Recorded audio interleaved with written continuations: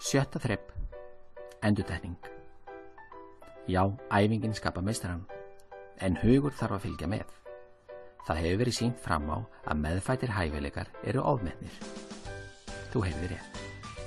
Þrátt fyrir rómantískan blæ sem fylgir þeirri hugmyndafræði að trúa því að einhver sé fæddur snillingur. Mozart var ekki fæddur snillingur, ekki frekar en Tiger Woods. Þeir urðu snillingar, en snilligáfa þeirra kom ekki til af meðfæddum eiginleikum, heldur markvissri, þrotlausri vinnu. Báðir staðfestu þetta. Báðir áttu foreldra sem voru kennarar af hugsjón og mótuðu stefnu drengjana frá fæðingu. Án upprifjana er ekkert.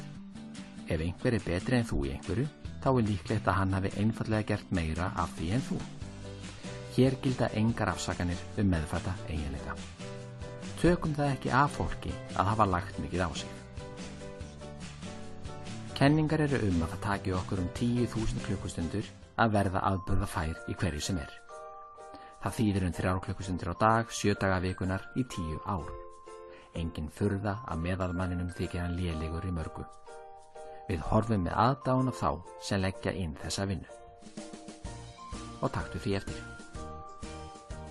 Við úthlutum upprifjunardæmum nokkrum dögum eftir að hinn eiginlega kennsla fer fram. Þannig göngum við úr skugga að nemandinn geti enn beitt aðferðunum og hafi ekki gleymt þeim.